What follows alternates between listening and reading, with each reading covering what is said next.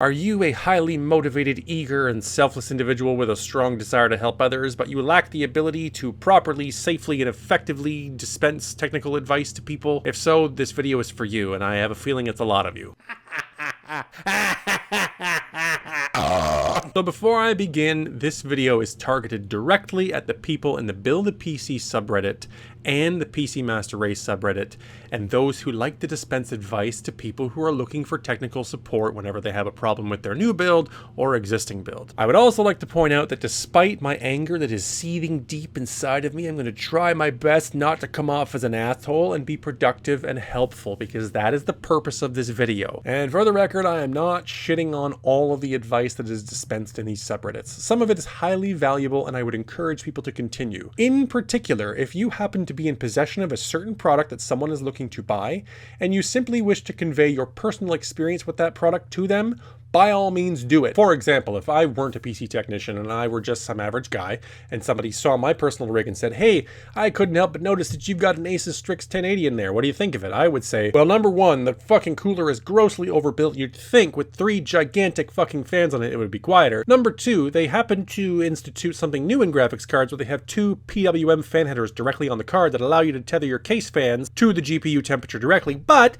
it doesn't let you go slower than 50%, so they're always kind of noisy. And number 3, the LED covers all over the card are different tints, so that some of them appear purple in my system and others appear pink. It's fucking stupid. You think they would catch that in quality control. That is a good example of the kind of advice a layman can safely deliver without misleading somebody. Also, if a particular product has some issues and you've had to return it a whole bunch to the company to get repaired, that's something we should know as well, because again, you're not being a technician, you're not trying to fill in expert advice, you're just saying, hey, I bought this product and I've had to fucking return it 3 or 4 times. Just beware. And then you take all that advice and you pile them up with 100 other complaints that are just like it, and you start to get a pretty good idea of what the return rate of a product is and whether or not you should just avoid it in general. The problems I have with advice pertain to people who are specifically delivering advice that they present as data that is testable and verifiable when they have no fucking idea what they're talking about. Let's take a look at some specific examples. Now, I was involved in a thread a while ago that somebody posted in the PC Master Race subreddit while I happened to be at work.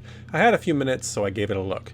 He was asking the community if a certain power supply already installed in his current system would be enough to power a Titan XP. His specs, for the record, were an i5-4690, a B85 motherboard from Asus, 16 gigs of RAM, 2 SSDs, and the all-important 450 watt golden green power supply from Superflower. Now let's take a look at what some of the comments looked like before I showed up and corrected everybody. One user said, "Technically yes, but I wouldn't trust it to last. Also, I'm 99% sure this is a troll post." Now if I can read a little deeper into what he's saying, it seems to me like he's trying to imply that having a power supply die while it's in your system is a disaster for your components. And in 98% of scenarios, that is simply not the case. When a power supply ceases to operate, the various protections that are in place to prevent all the bad shit from happening will usually kick in and safely shut it down. Overvoltage protection, overcurrent protection, undervoltage protection, all that nice stuff. Now before you say anything, yes, I know the OVP limit on all the rails is unacceptably high according to the ATX spec,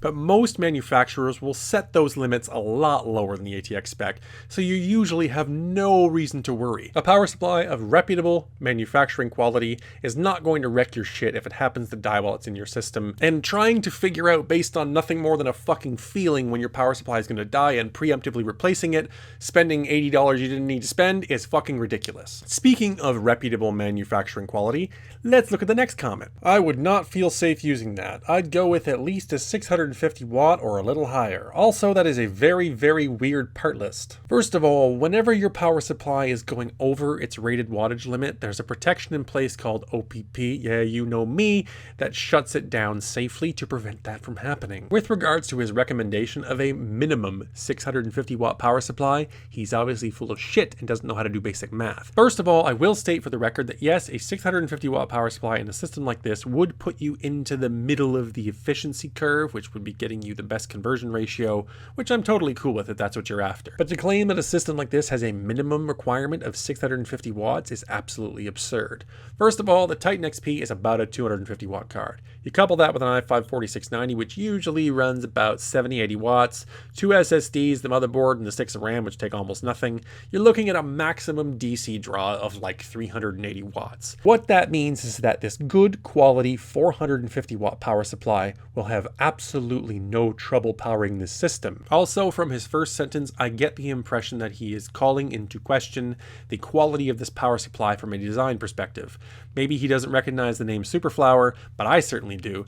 I know them as the company that designed the LeadX platform, the one that EVGA employs in their P2 and G2 series, that is award-winning and everybody fucking loves. Now mind you, the gold-green series is not the same and not quite as good, but it's still a very solid performer and has been since it was released in 2011. There is absolutely no reason to doubt the quality of these units. Now take a look at this next one. It's pretty much in the same vein, but with an especially condescending tone.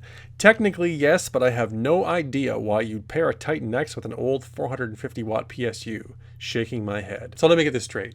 Not only are you wrong, not only are you presenting your opinion as fact, despite the fact that you've clearly done no research on the subject, but you're also making him feel bad for even asking the question by being a fucking jerk. This is supposed to be a subreddit where people come for help. You are not being helpful, right or wrong. You're just a fucking asshole. And for the record, that was the highest voted comment when I showed up at the thread. And to be fair, not all the comments were totally stupid. Some of them were just half stupid, like this one. It's a good power supply, thumbs up, but not enough watts to power that system. Aw, you were so close too. And to close it out, we have the biggest doozy of them all that fortunately ended up at the bottom of the thread. Somebody show him that PSU list. I assume he's talking about the PCMR approved PSU tier list that originated from the Newegg forums like 6 or 7 years ago and transformed and changed into what it is now. That list is just generally garbage for 4 different reasons. Number 1, it's outdated and it is not revised frequently enough. 2, it lacks contextualization. The tiers are not really separated appropriately and it doesn't really explain why. 3, it's incomplete. There are plenty of passable, even fantastic units that are just left completely off of it. And number 4, it's too simplistic. It doesn't actually do the job it was intended to do. Power supplies are not only complicated, but they are critically important, and it's not the kind of thing you should be leaving to some catch-all list.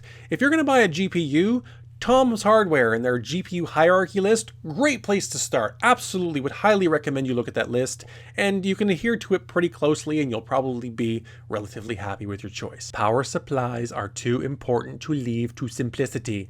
Go to a trusted reviewer, somebody that actually has the necessary fucking equipment to test these things, underload, do cross-load testing, all that good stuff, and tell you that it's okay. If you can get a review that does a disassembly, I would recommend that even more, even if you don't understand what's being said. Oklahoma Wolf, of course, Johnny Guru is famous for this, and I would highly recommend him first over anybody else, but Hard OCP, Hardware Secrets, Salon-Tech, all these guys do great jobs. Just fucking use your eyes and read more than a few words in a fucking JPEG. Anyhow, this video is not about returning the condescension tenfold or about outing these people because I've clearly blacked out their names. I have no intention of getting them brigaded. It may be a little foolish of me, but I actually hold the PCMR and the Build a PC subreddits and all the other PC subreddits to a higher standard because they are designed to be informational and we don't want to mislead our brothers and sisters. These people are high school students, college students, maybe they're not necessarily the highest income of people, and telling them to go out and spend 70, 80 bucks on a power supply they don't need is irresponsible. Bottom line is, if you don't have the experience and the expertise to comment on a particular subject,